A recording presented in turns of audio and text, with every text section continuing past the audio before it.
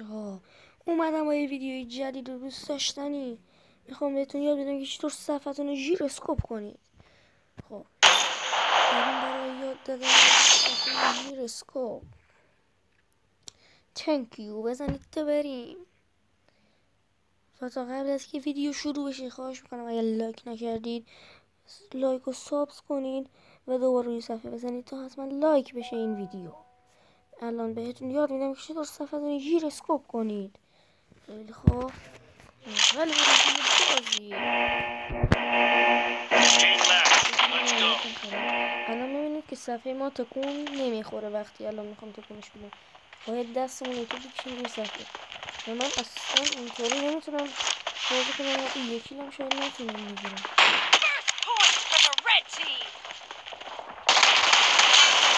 میبینید که چقدر سخته. پس از اینجا وارد تنظیمات میشه. تنظیمات وقتی تنظیمات رو ببینید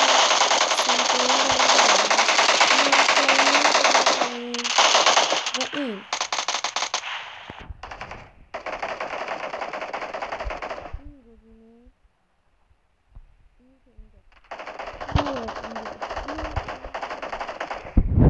بعد میایم داخل بازی و میبینیم که صفحمون تکون میخوره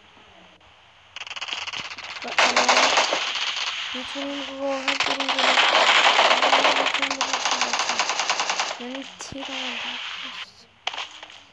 میخوام مثل 2 سال قبلم بازی کنم.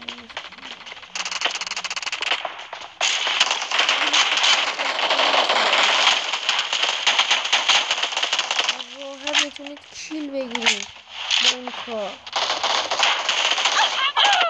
میبینید چقدر راحت صفحتون میچرخه. نگاه کنید به همین آسانی. خدا نگهدار و ویدیو رو لایک کنید.